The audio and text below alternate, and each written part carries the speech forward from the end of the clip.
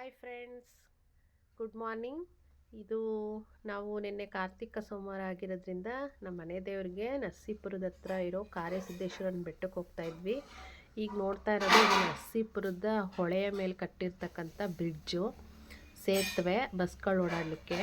ಇದು ನಾವು ಹೋಗ್ತಾ ಇರೋದು ಹಳೆ ಸೇತುವೆ, ಅದು ಹೊಸದಾಗಿ ಮಾಡಿದ್ದಾರೆ. ಅಲ್ಲಿ ದೂರದಲ್ಲಿ ಕಾಣಿಸ್ತಿದೆಯಲ್ಲ, ಅದು ಗುಂಜನರಸಿಂಹ ಸ್ವಾಮಿ ದೇವಸ್ಥಾನ. ತುಂಬ ಚೆನ್ನಾಗಿತ್ತು ವ್ಯೂ ಮಾತ್ರ. ಸುಮಾರು ಇಲ್ಲಿಂದ ಒಂದು 25-20 ಕಿಲೋಮೀಟ್ರ್ ಇರ್ಬೋದು ಸಿದ್ದೇಶ್ವರ ಬೆಟ್ಟ. ತುಂಬ ಚೆನ್ನಾಗಿದೆ. ಅಲ್ಲಿಗೆ ವರ್ಷಕ್ಕೊಂದ್ಸಲ ನಾವು ಕಾರ್ತಿಕ ಮಾಸದಲ್ಲಿ ಕಡೆ ಕಾರ್ತಿಕದಲ್ಲಿ ಹೋಗ್ತೀವಿ. ದರ್ಶನ ಎಲ್ಲ ತುಂಬ ಚೆನ್ನಾಗಾಯಿತು.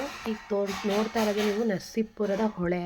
ಅಲ್ಲಿ ದೂರದಲ್ಲಿ ಕಾಣಿಸ್ತಾ ಇದೆಯಲ್ಲ, ಅದು ನಿಮಗೆ ಗುಂಜನರಸಿಂಹಸ್ವಾಮಿ ದೇವಸ್ಥಾನ. ಅಲ್ಲಿ ನೋಡಿ ಕಾಣಿಸ್ತಾ ಇದೆಯಲ್ಲ ಗೋಪುರ, ಅದು. ಇದು ನಮ್ಮ ಮನೆಯ ದೇವರು ಸಿದ್ದೇಶ್ವರ ಸ್ವಾಮಿ, ಕಾರ್ಯಸಿದ್ದೇಶ್ವರ ಸ್ವಾಮಿ. ತುಂಬ ಚೆನ್ನಾಗಿದೆ ಸ್ನೇಹಿತರೆ ದೇವಸ್ಥಾನ. ಬೆಟ್ಟದ ಮೇಲೆ ಇದೆ. ತುಂಬ ಅಂದರೆ ತುಂಬ ಚೆನ್ನಾಗಿದೆ ಮೂರ್ತಿ. ಇದು ಯಡಿಯೂರಪ್ಪ ಅವರ PA ಅವರ ಮನೆ ದೇವರಂತೆ. ತುಂಬ ಇಂಪ್ರೂವ್ಮೆಂಟ್ಸ್ ಎಲ್ಲ ಮಾಡಿಸಿದ್ದಾರೆ ಬೆಟ್ಟಕ್ಕೆ ಮೇಲೆ ಹೋಗೋಕ್ಕೆ. ಇಲ್ಲಾಂದರೆ ಮೆಟ್ಲು ಮೇಲೆ ಹತ್ಕೊಂಡು ಹೋಗಬೇಕಾಗಿತ್ತು.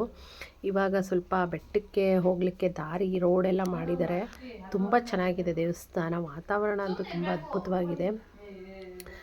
ಹಾಗೆ ತುಂಬ ಜನಗಳು ಆ ಕಡೆ ನರಸೀಪುರ, ಮೈಸೂರು ಆ ಕಡೆ ಎಲ್ಲ ಸ್ವಲ್ಪ ಜಾಸ್ತಿ. ನಮ್ಮ ಮನೆಯವರು ಈಡ್ಗಾಯಿ ಹೊಡಿತಾ ಇದ್ದಾರೆ ದೇವಸ್ಥಾನಕ್ಕೆ ಮುಂದೆ. ಈಡ್ಗಾಯಿನೋ ಹಾಕ್ತಾಯಿದ್ದಾರೆ ನೋಡಿ, ಎಲ್ಲ ತೊಗೊತಾ ಇದ್ದಾರೆ ಈಡ್ಗಾಯಿನ. ಹಾಗೆ ಎಲ್ಲ ಸಣ್ಣ ಪುಟ್ಟ ಅಂಗಡಿಗಳು ವ್ಯಾಪಾರ ಮಾಡ್ತಾ ಇದ್ದಾರೆ.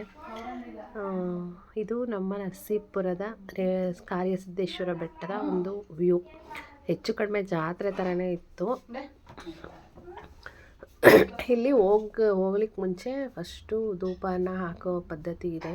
ಅಲ್ಲಿ ಧೂಪವನ್ನು ಹಾಕ್ತಾರೆ. ಈ ನಂಜನಗೂಡು, ಮೈಸೂರು ಕಡೆ ಎಲ್ಲ ದೇವಸ್ಥಾನಗಳಲ್ಲೂ ಧೂಪ ಹಾಕಿಬಿಟ್ಟೇ ಹೋಗೋದು. ಆಮೇಲೆ ಇಲ್ಲಿ ನೋಡಿ ಅನ್ನದಾನ ಸೇವೆ ನಡೀತಾ ಇದೆ. ತುಂಬ ಅನ್ನದಾನ ಮಾಡ್ತಾರೆ ಇಲ್ಲಿ. ಎಲ್ಲರೂ ಅಡುಗೆ ಮಾಡಿಸ್ತಾರೆ. ಸುಮಾರು ಒಂದು 500 ಜನಕ್ಕೆ ಊಟವನ್ನು ಹಾಕಿದ್ದಾರೆ ಫ್ರೆಂಡ್ಸ್ ಇವರು. ನಿಜವಾಗ್ಲೂ ಎಷ್ಟೊಂದು ಜನಕ್ಕೆ ಹಸ್ಕೊಂಡು